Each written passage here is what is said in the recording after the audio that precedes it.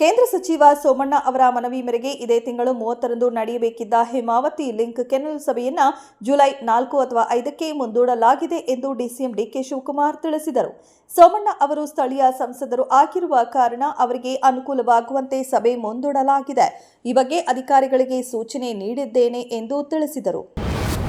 ರಾಜ್ಯ ಮಾಲಿನ್ಯ ನಿಯಂತ್ರಣ ಮಂಡಳಿಯ ವಿವಿಧ ವಲಯಗಳ ಅಡಿಯಲ್ಲಿ ಬರುವ ಬೆಂಗಳೂರು ಮತ್ತು ಸುತ್ತಮುತ್ತಲಿನ 2020 ಕೆರೆಗಳ ನೀರಿನ ಗುಣಮಟ್ಟವು ಡಿ ಮತ್ತು ಇ ವರ್ಗಗಳಿಗೆ ಸೇರಿದ್ದು ಅವು ಕೃಷಿಗೆ ಸಹ ಯೋಗ್ಯವಾಗಿಲ್ಲ ಎಂಬ ವಿಷಯ ಬಹಿರಂಗವಾಗಿದೆ.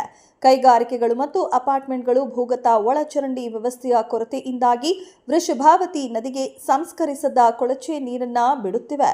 ಆದರೆ ಈ ಸಂಬಂಧ ಬಿಬಿಎಂಪಿ ಮತ್ತು ಬಿಡಬ್ಲ್ಯೂಎಸ್ಎಸ್ಬಿ ಯಾವುದೇ ಕ್ರಮ ಕೈಗೊಳ್ಳುತ್ತಿಲ್ಲ. ಈ ಜಲಾನಯನ ಪ್ರದೇಶದಲ್ಲಿನ ನೀರಿನ ಗುಣಮಟ್ಟವನ್ನು ಡಿ ಮತ್ತು ಇ ಎಂದು ವರ್ಗೀಕರಿಸಲಾಗಿದೆ ಎಂದು ತಿಳಿಸಿದರು.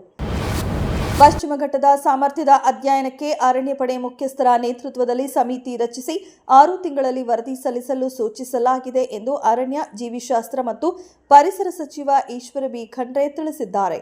ಮೂಲಸೌಕರ್ಯ, ಗಣಿಗಾರಿಕೆ, ವಾಣಿಜ್ಯ, ವಸತಿ ಮತ್ತು ಪ್ರವಾಸೋದ್ಯಮ ಯೋಜನೆಗಳಿಂದಾಗಿ ಈ ಪ್ರದೇಶದ ಮೇಲೆ ಹೆಚ್ಚುತ್ತಿರುವ ಒತ್ತಡದಿಂದಾಗಿ ಈ ಆದೇಶಗಳನ್ನು ಹೊರಡಿಸಲಾಗಿದೆ.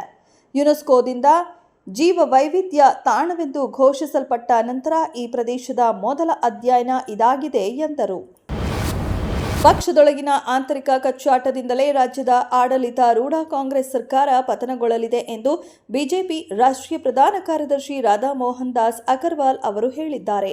ಬಿಜೆಪಿ ರಾಜಕೀಯವನ್ನ ವ್ಯಾಪಾರ ಉದ್ಯಮವಾಗಿ ನೋಡುವುದಿಲ್ಲ. ಬೇರೆಯವರ ವೈಫಲ್ಯದಿಂದ ಲಾಭ ಗಳಿಸಲು ನಮಗೆ ಆಸಕ್ತಿ ಇಲ್ಲ.